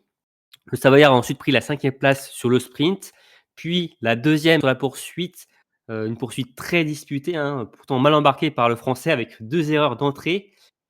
Alors, au niveau des comptes du classement général, Eric est désormais 2e à 82 points de Giacomel, l'Italien. Et Aurélie, qu'est-ce qu'on retient finalement de son week-end, Eric ? C'est un beau week-end. Je sais pas si, oui, tu disais qu'il remontait pas forcément au point. Il restait au même nombre de points. Oui, alors c'est vrai qu'il a les mêmes résultats que Giacomel au RuPaul, une 2e place et 5e place. Donc on reste à 82 points. Par contre, il récupère une place au général. Ouais, sur Botton. Oui, Botton et aussi Samuelson entre le sprint et la poursuite. Ouais. Non, très beau week-end, belle opération pour lui aussi, un petit peu comme Lou, comme tu le disais. Je trouve que sur la poursuite, il a montré de vraiment belles choses, comme tu disais, en partant mal engagé finalement, avec ces 2 fautes qui, sur le coup, en voyant ça, je me suis dit bon, ok. Mais finalement, il est bien remonté. Par contre, on sent quand même qu'il lui en manque un peu à ski par rapport à ses concurrents, que ce soit Dalle, qu'on a bien vu aujourd'hui, en tout cas sur la poursuite, ou même Giacomel qui avance très vite, voire même CB et Ponzi, ils avancent quand même un petit peu plus vite que lui, donc ça fait il en manque un tout petit peu pour garder. C'est toujours dommage de sortir premier du pas de tir et de finir deuxième, passer la ligne d'arrivée.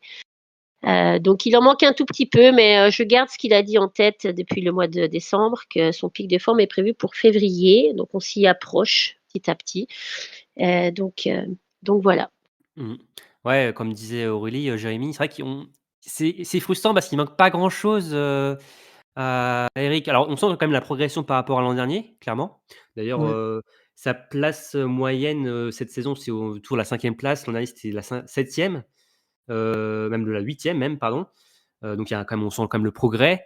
On sent que ça a progressé à ski, mais il y a cette petite différence encore par rapport à d'autres. Et il y a ces balles-là, on l'a vu déjà au Burhoff, et là aussi à Repolling, là, on se dit, oh, c'est quoi cette double faute là?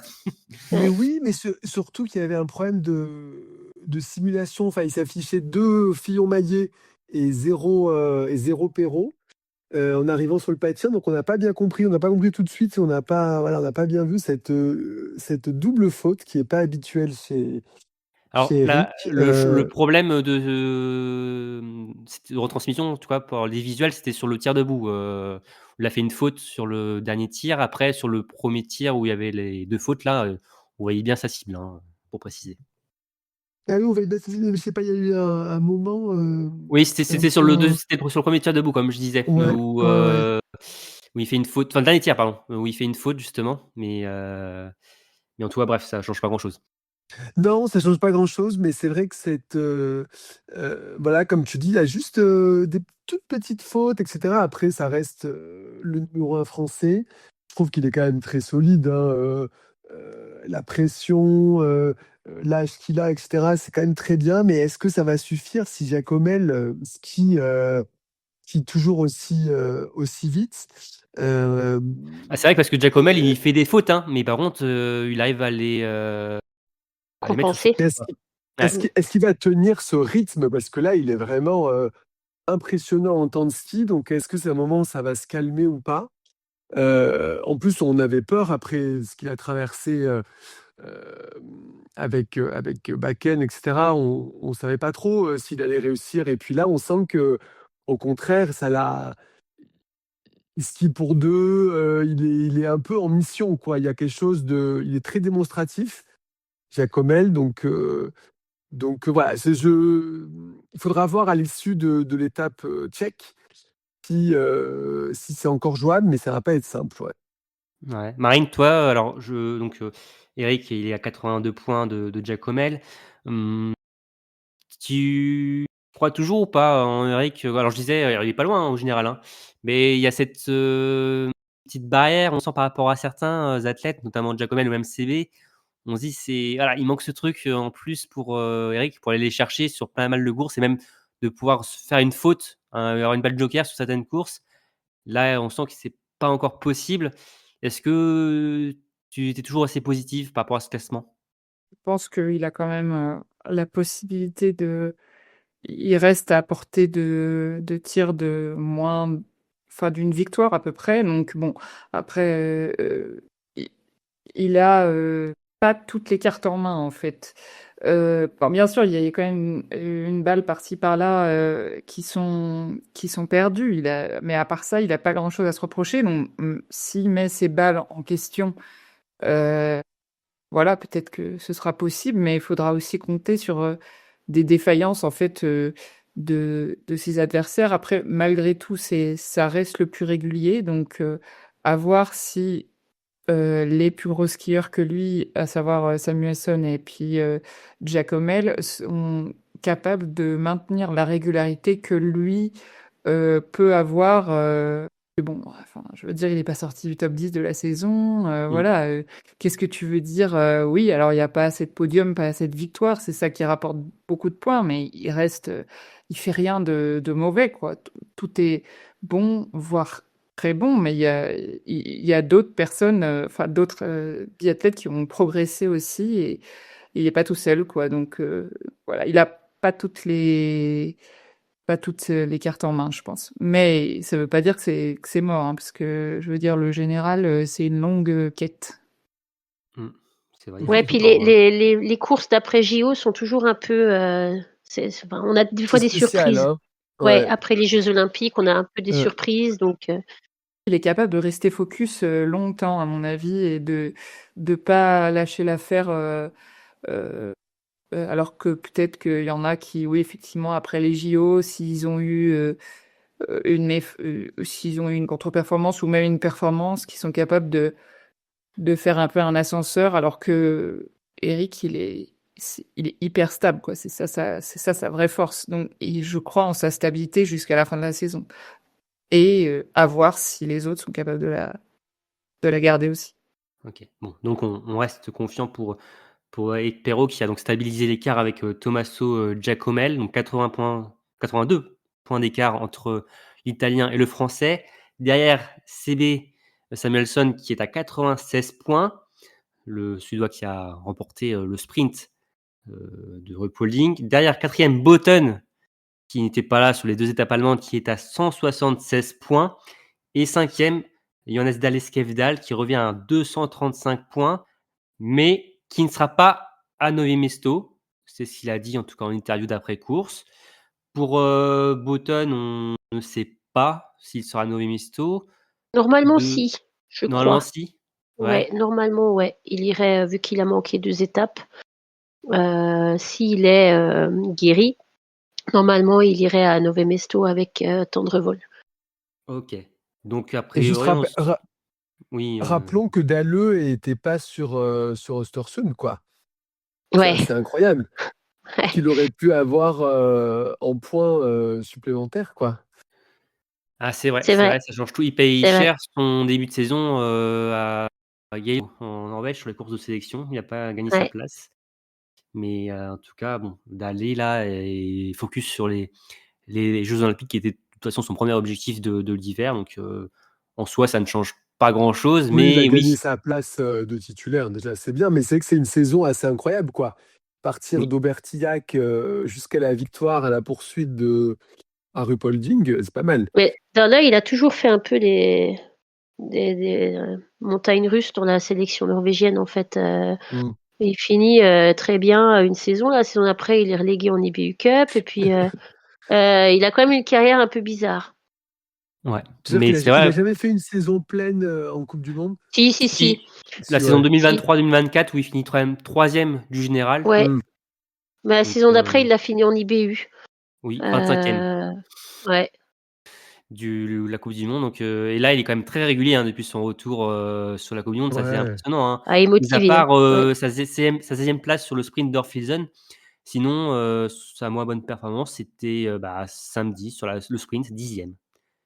Sinon, c'était que des cérémonies des fleurs, il me semble. Donc, c'est assez dingue Ouais. ce que nous fait Jonas Dalle depuis son retour. Donc, si on fait un point sur le général, hein, donc, on devrait avoir un match à 4. Hein, si on ne laisse pas Ouais. Boden de côté. S'il est bien de retour à Novi Mesto, donc entre Tommaso Giacomel, Eric Perrault, Samuelsson et donc Botten, un Italien, un Français, un Suédois et un Norvégien. Non, Ouais. c'est pas Mais le c'est début d'une chouette. blague.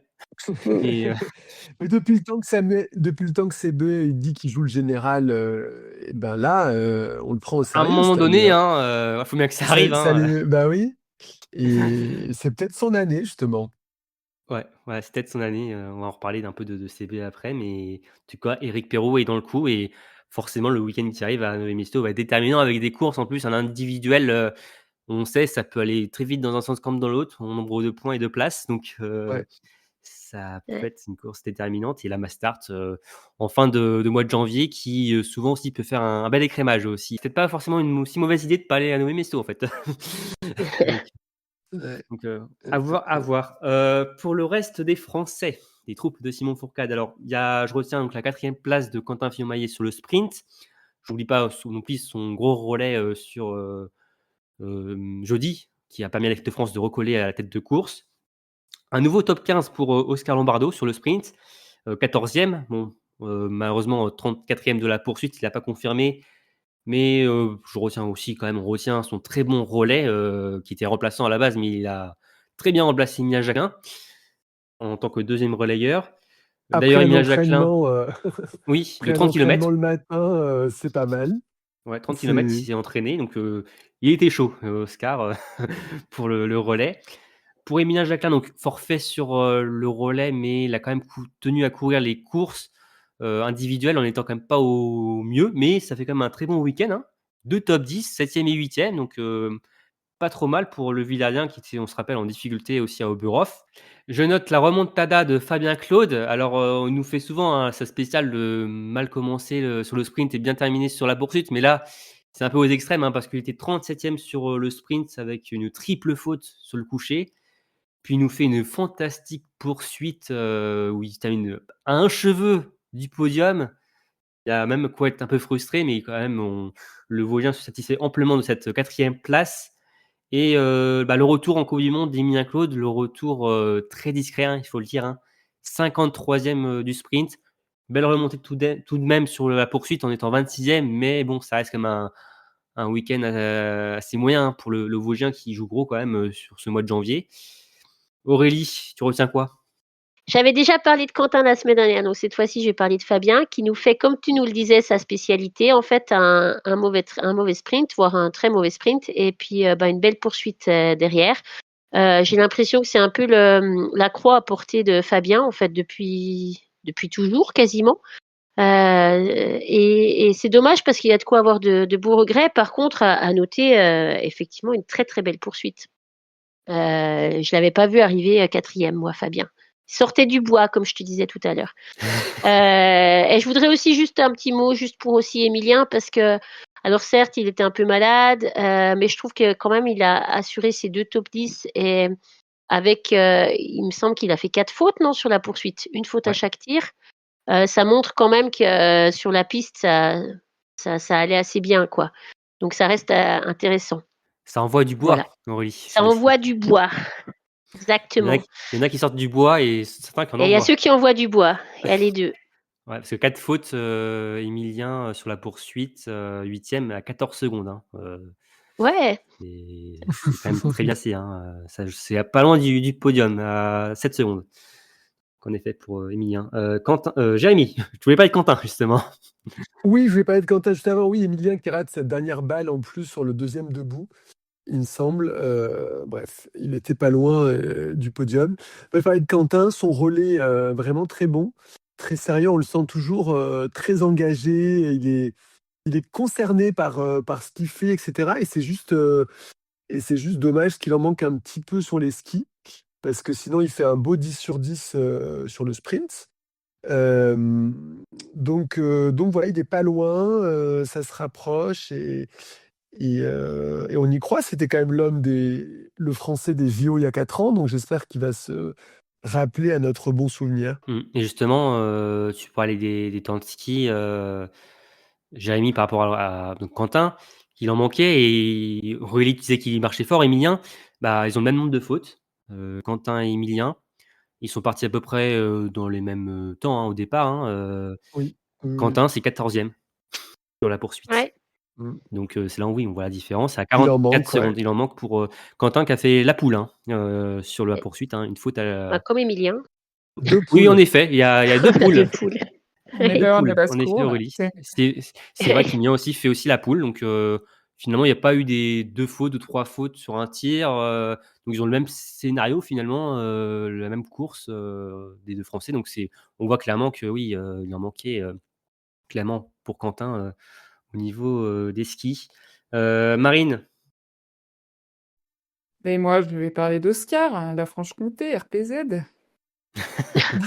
Ok. Vas-y. Non, c'est vrai que voilà, lui, pour le coup, la poursuite, c'était un peu moins de ça, mais il nous a sorti un beau sprint et puis il a répondu présent alors qu'on l'a appelé un peu au débotté pour faire le relais et il a tenu il a tenu son rang, plus que son rang, franchement, avec son peu d'expérience qu'il a dans les relais en équipe de France. Voilà, il a fait le job et puis c'est vrai qu'il commence à s'installer tout doucement. C'est sûr que et sur les skis, c'est pas si mal. Hein. C'est sûr que si on compare justement avec donc Émilien Claude, pour le coup. Lui, il a le niveau sur les skis pour performer. Emilien Claude, par rapport à Oscar, c'est tout de suite plus délicat, quoi. Donc, il montre qu'il a sa place en Coupe du Monde et puis bah, sans doute aux Jeux Olympiques en tant que remplaçant. Oui, parce que bon, logiquement, Oscar a déjà composté son billet pour Milan Cortina. Et Marine, je te laisse la parole. Par rapport à Emilien Claude, c'est pas encore certain. Enfin, je le disais, week-end compliqué pour Emilien Claude pour sa rentrée en Coupe du Monde, son retour en Coupe du Monde, hein, pour être plus précis.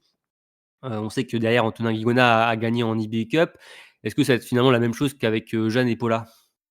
Bah, je sais pas, c'est un peu différent parce que pour le coup, Emilien Claude, cette année, il a pas fait quoi. Et je veux dire, Jeanne, elle a quand même sorti en comparaison des courses à peu près correctes, mais Emilien Claude, on voit que on, sur les skis, il y est pas du tout, quoi. Et puis, bah, c'est vrai qu'on sait qu'il a été blessé, tout ça, il a été opéré pour son hernie, donc ça peut se comprendre aussi, mais je sais pas, c'est un peu délicat. Anto, il n'est pas monté en Coupe du Monde depuis le début de saison, depuis qu'il est redescendu. Il fait des très bonnes performances. Alors, s'ils veulent le prendre, ce serait forcément pour un rôle de remplaçant et on va dire un rôle de grand frère dans le groupe.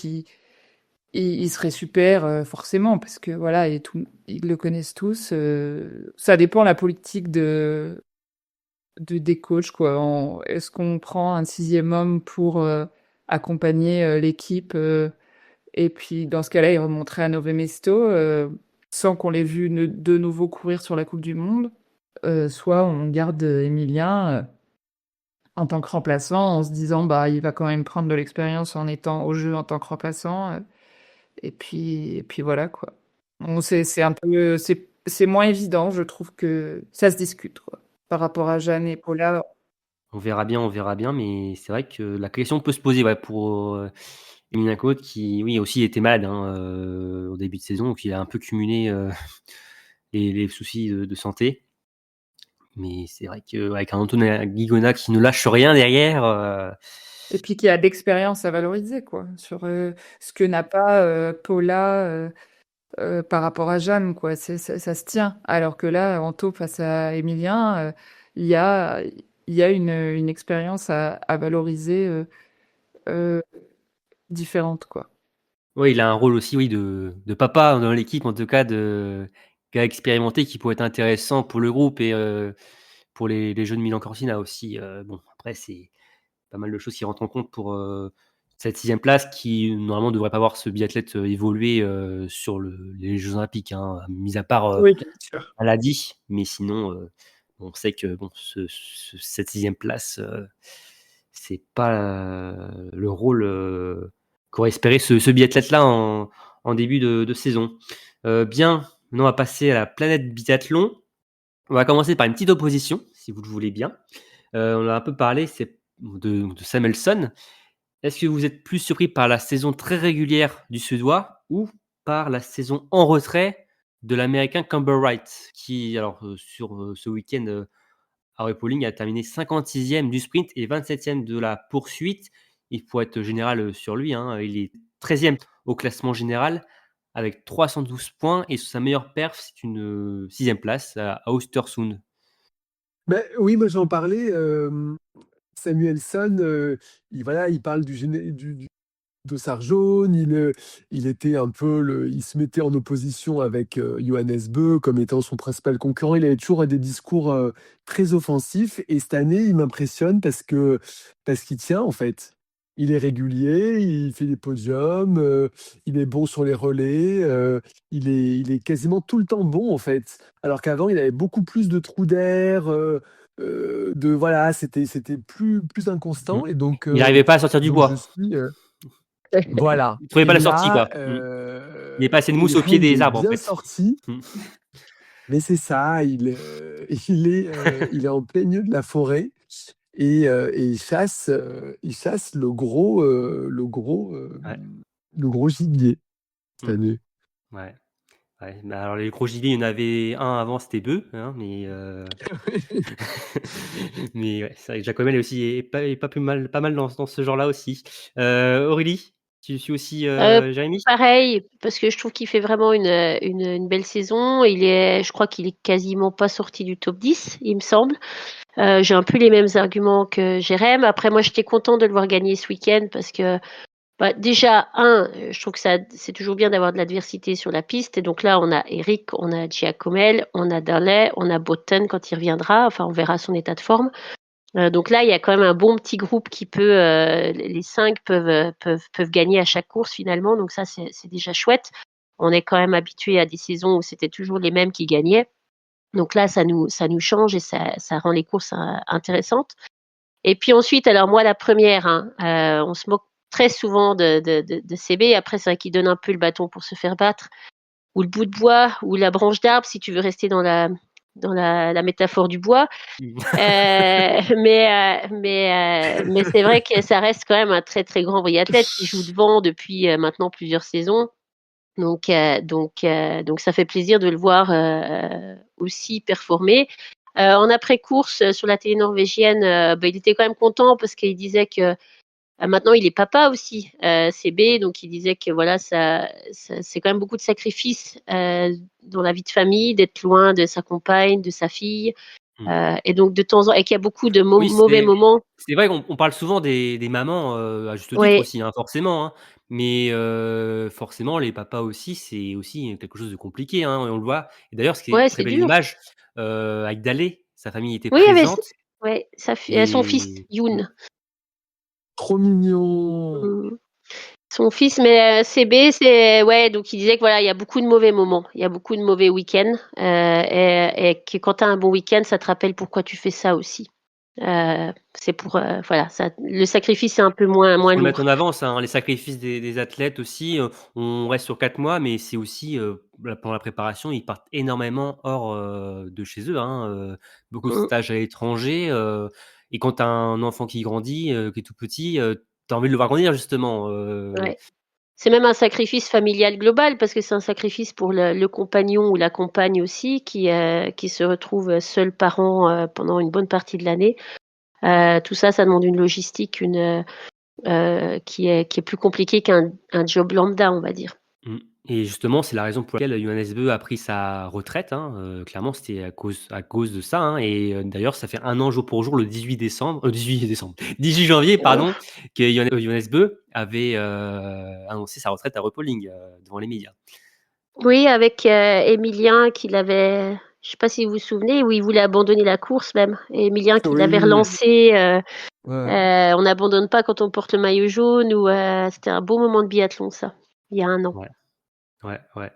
Et en effet, en effet. Marine, est-ce que je t'ai donné la parole ou pas? Oh non, vas-y.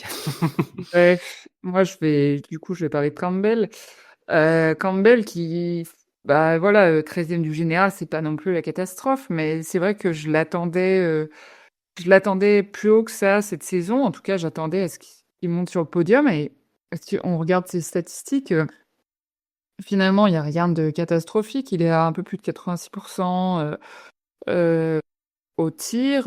Au ski, voilà, il est 12e ou 13e skieur de la Coupe du Monde. Donc, en fait, il a les armes et quand il faut transformer l'essai, il le fait pas. Donc voilà, Bah, ça reste un en peu. ancien, néo-zélandais, oui, il devrait transformer l'essai en plus. Oui, voilà, c'est ça. Il aplatit Euh, pas. Belle. Il a pas aplati assez proche des poteaux. Et du coup, ça devient un peu compliqué de transformer l'essai quand tu es bien sur le côté comme ça. Donc voilà. Non, non, c'est. Après, peut-être qu'il fera comme l'année dernière, il sera là sur les grands moments, à savoir les Jeux Justement, Olympiques. je le ressens comme ça. J'ai l'impression que là, il a un peu lâché la Coupe du Monde. Là, il lâche en plus ses tirs debout. J'ai l'impression qu'il fait un peu n'importe quoi des fois sur ses tirs debout, d'ailleurs. Et on sent que bon là, il est vraiment focus sur les Jeux Olympiques. Notre ami Campbell Wright. Mais c'est vrai qu'on pouvait quand même attendre plus sur la saison au vu de ce qu'il avait fait l'an dernier et même de ce qu'on a vu au Östersund, hein, des très bons temps de ski, c'était très fort et ça démarrait plutôt très bien et malheureusement là, c'est un peu décevant. Moi, je vais rejoindre, heu, Marine par rapport à cette opposition, même si évidemment, j'aurais peut-être pas mis une pièce comme ça sur CV, qui soit autant régulier, qui sorte autant du bois, notre cher Samuelson. Bien, alors dernière question, alors dernier sujet. Alors la semaine dernière, il y a Ouldal qui a composté son billet pour Milan Cortina, logiquement. Ce week-end, c'est Isaac Frey, Aurélie. Je crois qu'on peut le Ouais, dire, hein, il n'y a rien il voulait d'officiel, sa mais place lui aussi. ça fait un très beau podium sur le sprint. Hein. Ouais, une superbe 3e place. Et il était content. Et c'est un biathlète qui est très attachant, très joyeux, Il y a souriant. une tête de minot, c'est Ouais, et il oh. l'appelle le petit chiot. Hein. Et ils se sont tous dit aussi bien le Botnan, enfin, le boutio norvégien, que même Darle, je crois. Il a dit on a fait monter le petit chiot sur la boîte. Ou le petit chiot est monté sur la boîte. Je crois même que Botnan et le petit chiot est devenu adulte.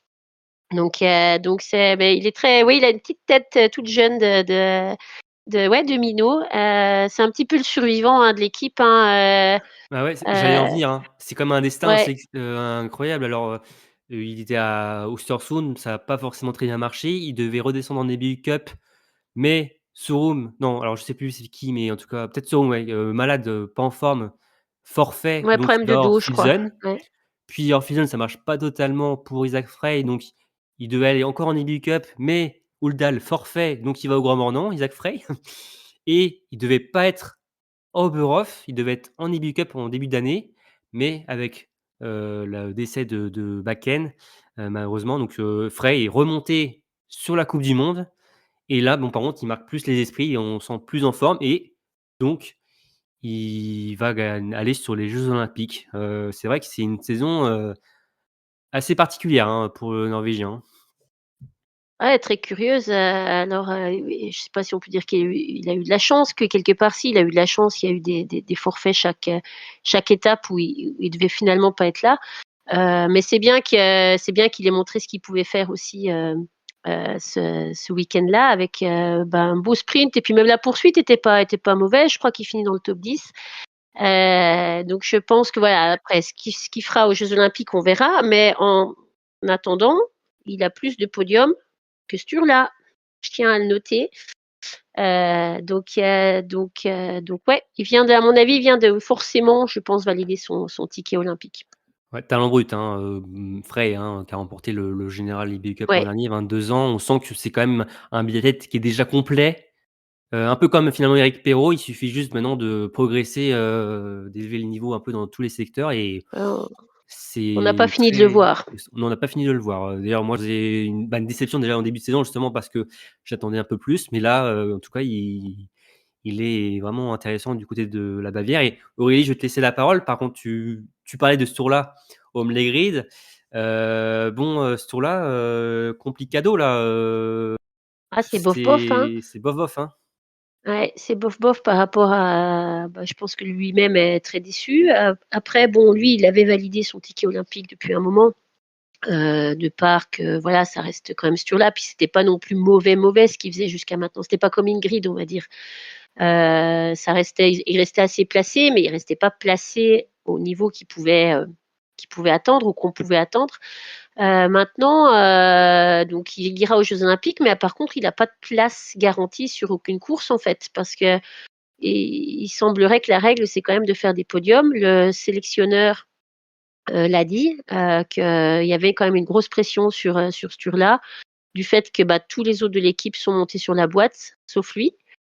Donc je pense que voilà, ça reste compliqué. Apparemment, il est encore en indécision sur est-ce qu'il ira ou est-ce qu'il ira pas à Nové Mesto.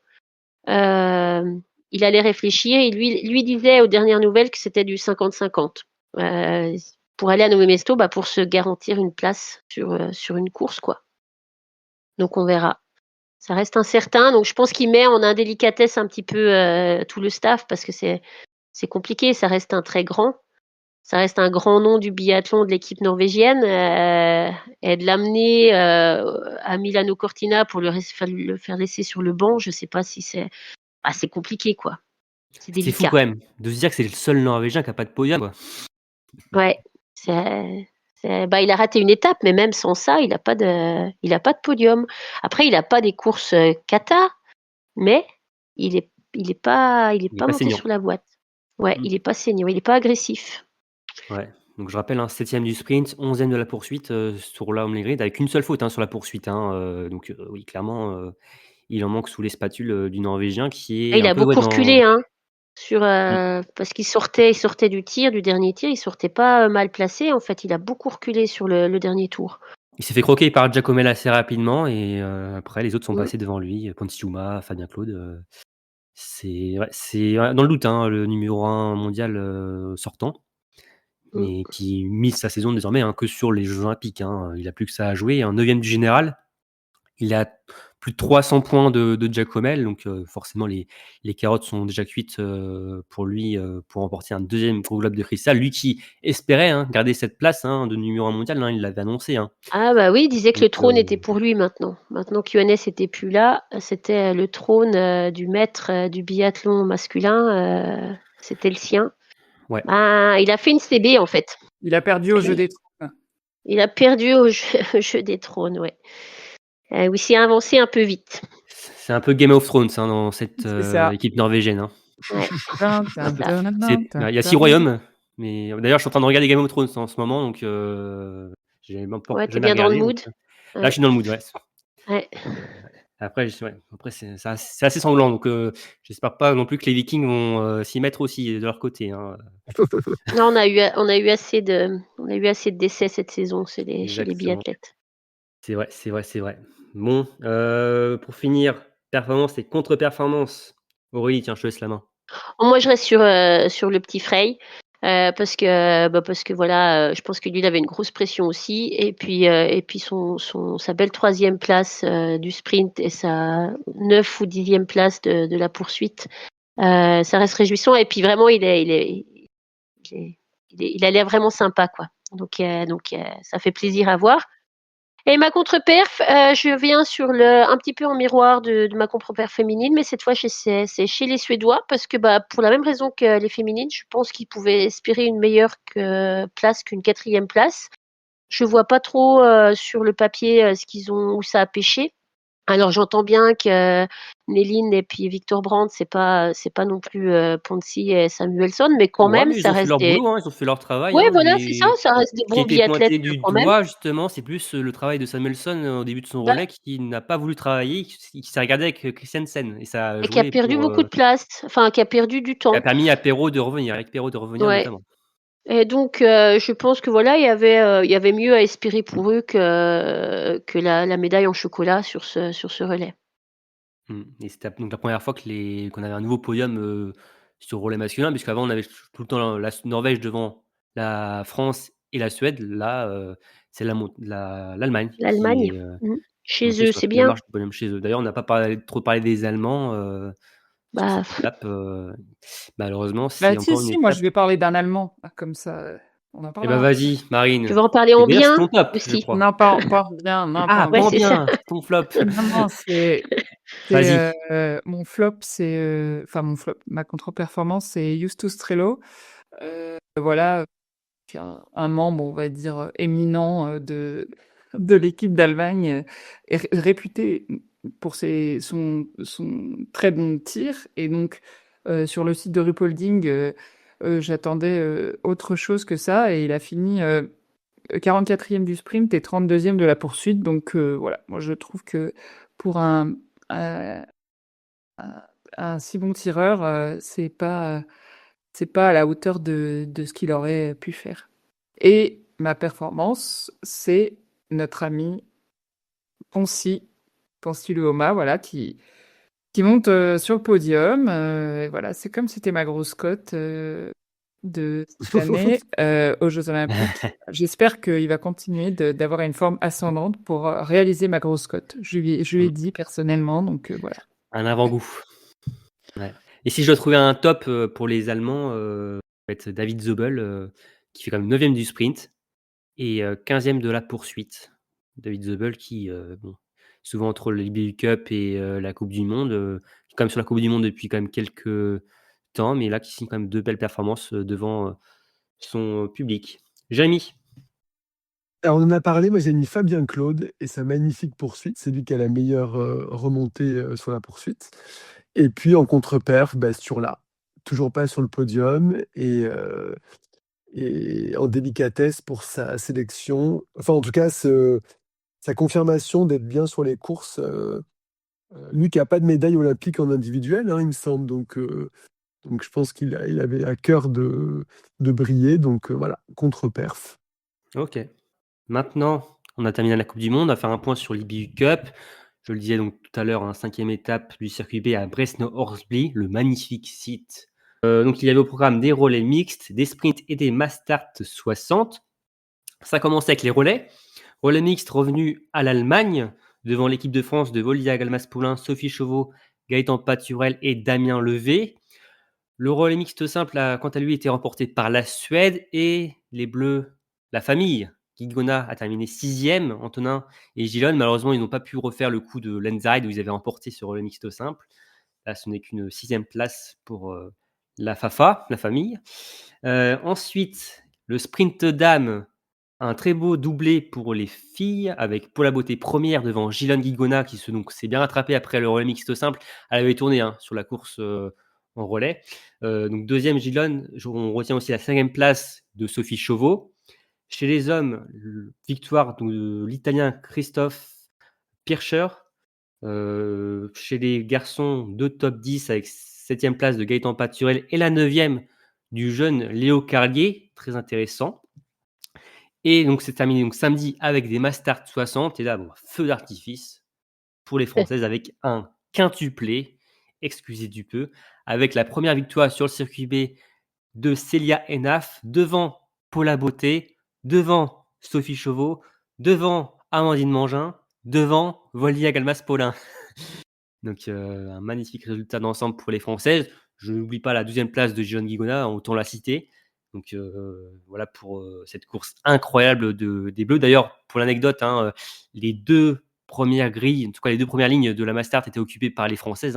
Les 6 premiers dossards étaient pour l'équipe de France. Et pour la Mastart 60 masculine, elle est aussi allée du côté de l'équipe de France avec le Haut-Savoyard expérimenté Antonin Guigona, victorieux une nouvelle fois sur le circuit B.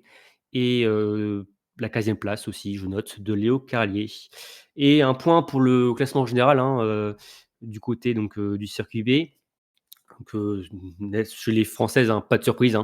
Domination française. Première Paula Beauté, Volia Galmas-Poulin, 2e à 104 points. 3e Sophie Chauveau, qui est à 157 points.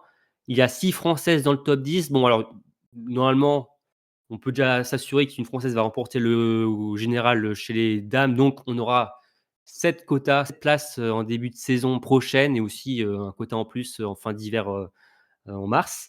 Parce que Malinson, la Suédoise, est 4e au général à 322 points de Paula Beauté. Donc, autant vous dire que c'est un écart quand même qui est assez grand pour la Suédoise face à la Vosgienne. Chez les hommes, le classement général est dominé par le Norvégien Vetle Poulsen. Antonin Guigona est 2e de ce classement à 55 points seulement. Damien Levé, 3e à 105 points. Et Gaëtan Paturel, 4e à 156 points. Donc aussi toujours une très belle saison pour les hommes et un formidable hiver pour les Bleus sur le circuit B. Alors pas d'IBU Cup dans les jours à venir. Repos cette semaine pour les biathlètes du circuit B.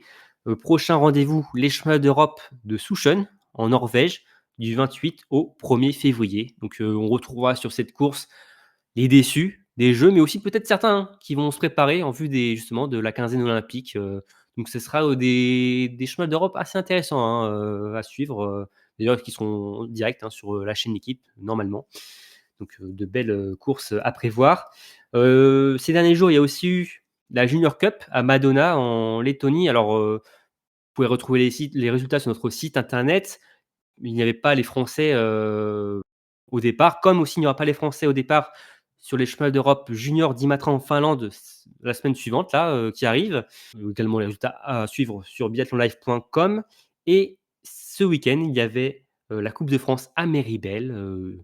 Et si vous voulez connaître les vainqueurs de ces courses, les résultats, vous pouvez aussi retrouver ça sur notre site. Et la semaine prochaine, il y a aussi une nouvelle étape du circuit national au Contamine avec cette fois-ci les U17 qui seront au départ. Et Aurélie, prochain rendez-vous de la Coupe du Monde. Donc, dernière étape, je le disais, avant les Jeux Olympiques, c'est à Novi Mesto, dans ce chaudron de la Coupe du Monde. Et ça commence dès jeudi. Ça commence dès jeudi en nocturne, en fin de journée à 18h15, avec un individuel court masculin. Et on a le même programme le vendredi à 18h15 avec l'individuel court féminin cette fois-ci. Et puis on attaque un samedi de relais, cette fois en journée, avec un relais mixte simple à 13h15, suivi d'un relais mixte à 15h10. Et donc le dimanche, enfin on retrouve les Mastart avec la Mastart masculine à 15h15 et la Mastart féminine en nocturne aussi pour le coup à 18h15. Ah, ça Donc va c'est se bien, terminer tard cette étape. ça va se terminer très tard. Ouais. Donc, enfin, oui, les Mastart et les biathlètes vont faire des kilomètres. 2 x 15 pour les hommes et 2 x 12,5 pour les femmes. Donc, Ouais. Et après, c'est repos avant les JO. c'est repos et je pense qu'il va falloir prévoir aussi quelques impasses pour les leaders sur les relais mixtes. Faudra pas être surpris d'avoir des compositions assez originales pour des nations. Déjà que certains font la passe tout court sur l'étape, mais je pense que certains leaders aussi qui seront en République tchèque ne seront pas sur les relais mixtes. Donc, ce sera des courses aussi intéressantes à suivre. Merci Aurélie pour ce programme de Novi Mesto. Bon, les amis, je crois qu'on a fait le tour de ce débrief de RuPauling. Bah J'ai oui. l'impression. Quittons l'Allemagne. Allez. Quittons l'Allemagne, direction désormais la République tchèque, donc pour la 6e étape de la Coupe du Monde. On est prêt, on est paré. Je pense que si vous êtes parés après ce beau débrief. Donc merci à tous les trois, Jérémy, Marine et Aurélie, pour m'avoir accompagné sur cette dernière heure et demie. J'avoue que j'espérais faire 1 heure de débrief. Bon, malheureusement, on n'a pas tenu l'objectif, mais c'est pas grave. Mais en tout cas, merci encore une fois à tous les trois. Merci à tous de nous avoir écoutés. Comme d'habitude, n'hésitez pas à liker, à partager notre contenu, à mettre aussi 5 étoiles si vous le souhaitez sur les applications d'écoute. Ça nous ferait vraiment très plaisir. À revenir aussi sur les sujets que nous avons évoqués. Vous pouvez aussi ne pas être d'accord avec Aurélie, Jaime et Marine. N'hésitez pas à le mettre en commentaire. On vous dit donc dans quelques jours du côté de Novi Mesto pour le dernier débrief avant les Jeux Olympiques. Merci tout le monde. Et je vous dis donc à très vite pour un nouveau numéro de Biathlon en live. Salut tout le monde. Ciao, ciao. Salut. Salut